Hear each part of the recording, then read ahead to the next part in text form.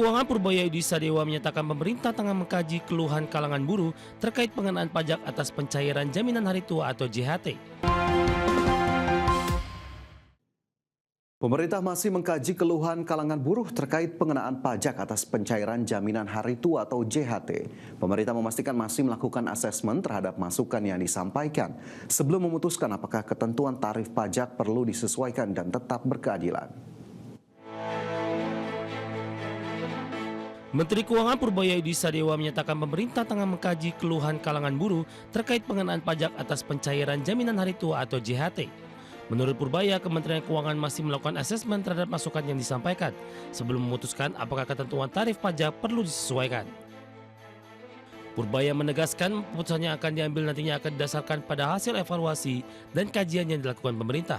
Ia juga menekankan bahwa peninjauan kebijakan tersebut bukan ditujukan untuk memberikan keringanan kepada peserta JHT dengan saldo yang sangat besar, seperti mencapai 1 miliar atau lebih, melainkan mempertimbangkan aspek keadilan bagi para pekerja.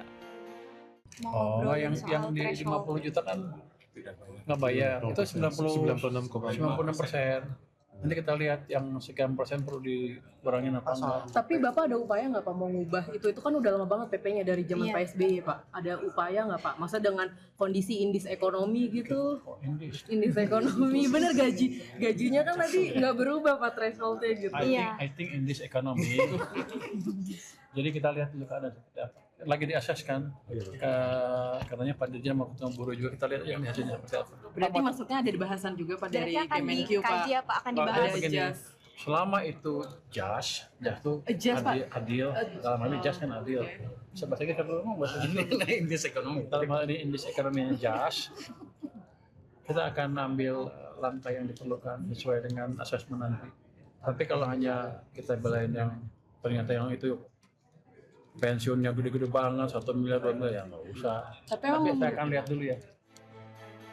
Sebelumnya sejak 2009, Kementerian Keuangan melalui Ditjen Pajak telah memungut pemajakan atas manfaat JHT, di mana saldo JHT di bawah 50 juta dikenakan tarif pajak penghasilan final sebesar 0%, sedangkan saldo di atas 50 juta dikenai tarif final 5%. Evaluasi atas aturan tersebut kini tengah dipertimbangkan sesuai dengan ketentuan yang berlaku. Jakarta, Raharjo Patmo, Adexchen.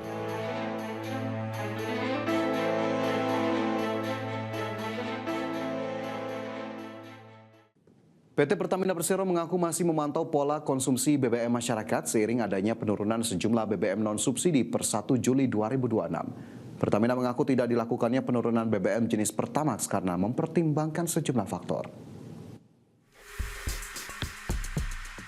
PT Pertamina Persero resmi menurunkan harga BBM non-subsidi jenis Pertamina Dex, Pertamax Turbo, dan Dex Lite. Meski demikian, harga BBM non-subsidi jenis Pertamax RON 92 tidak mengalami penurunan. Menurut Vice President Corporate Communication PT Pertamina Persero Muhammad Baron, perihal tidak dilakukannya penurunan harga BBM jenis Pertamax karena mempertimbangkan sejumlah faktor, mulai dari regulasi yang berlaku, perkembangan harga minyak dunia, hingga kondisi daya beli di masyarakat. Baron memastikan Pertamina masih melakukan pemantauan terhadap pola konsumsi BBM masyarakat seiring adanya penyesuaian harga yang disinyalir memicu sejumlah konsumen beralih dari BBM non-subsidi ke Pertalite atau BBM subsidi. Apa yang terjadi kemarin 1 Juli adalah berdasarkan aturan, ketentuan, dan juga harga minyak dunia tentunya. Komponen dari kemampuan atau daya beli masyarakat tentu tetap menjadi salah satu pertimbangan kami dalam menetapkan harga. Seperti diketahui, per 1 Juli 2026, harga Pertamax Turbo turun menjadi Rp19.300 per liter, kemudian Pertamina Dex turun menjadi Rp21.150 per liter. Kemudian Dex Lite turun dari Rp23.000 per liter menjadi Rp19.700 per liter. Dari Jakarta, Ricky Anwardi, IDX Channel.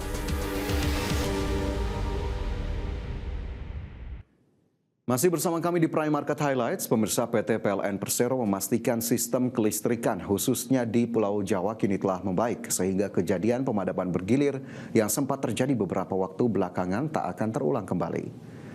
Direktur Utama PT PLN Persero Darmawan Prasojo menyampaikan PLN tidak lagi melakukan pemadaman bergilir sejak 21 Juni 2026 setelah mendapat tambahan pasokan batubara berkalori menengah untuk kebutuhan PLTU. Ia menjelaskan salah satu langkah yang dilakukan pemerintah adalah menambah alokasi batu bara dengan kandungan nilai kalori menengah hingga tinggi, yakni di atas 4.500 kcal per kilogram yang dikhususkan untuk kebutuhan pembangkit PLN. Adapun Kementerian SDM telah mengalokasikan tambahan pasokan batu bara sebesar 1,8 juta ton pada Juli 2026. Tambahan pasokan tersebut meningkatkan daya mampu pasok sistem kelistrikan Jawa sekitar 5 gigawatt. Kondisi sistem kelistrikan Jawa, terutama di Jawa, ini sudah tidak ada lagi pemadaman bergilir sejak tanggal 21 Juni 2026.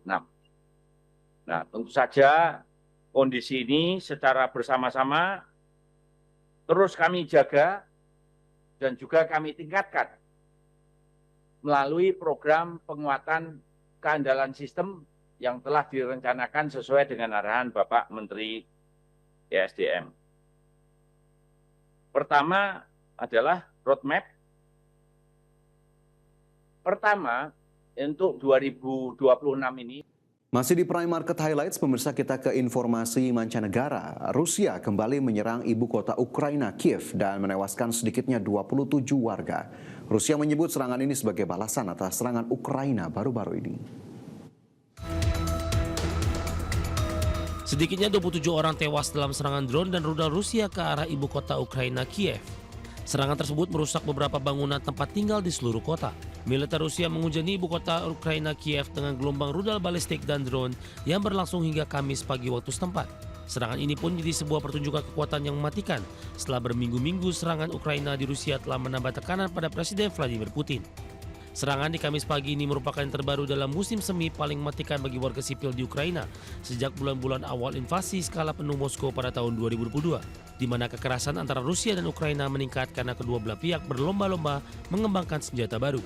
Kementerian Pertahanan Rusia dalam sebuah pernyataan pada Kamis kemarin mengatakan serangan terhadap Kiev merupakan tanggapan terhadap serangan Ukraina baru-baru ini. Sementara itu, Uni Eropa menanggapi serangan Rusia dengan mengusulkan untuk memperlakukan sanksi ekonomi baru terhadap entitas yang mendukung industri pertahanan militer Moskow. Berbagai sumber ada di sini. Informasi selanjutnya, pemirsa, Vietnam mencatat pertumbuhan ekonomi sebesar 8,39% secara tahunan di sepanjang kuartal 2 2026. Sektor manufaktur menjadi kekuatan pendorong utama bagi perekonomian secara keseluruhan.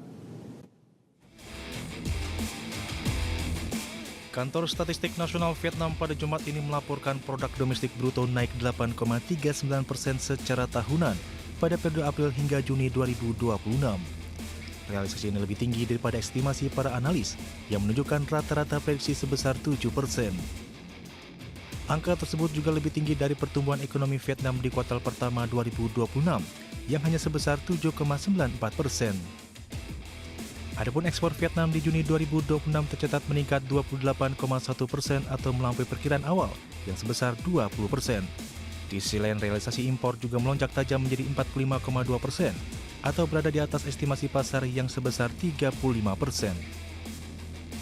Kantor Statistik Nasional Vietnam menyebut sektor manufaktur menjadi kekuatan pendorong utama bagi perekonomian secara keseluruhan. Kantor Statistik juga menyebut pemulihan pesanan ekspor serta dampak positif dari investasi publik sebagai faktor utama yang mendukung pertumbuhan.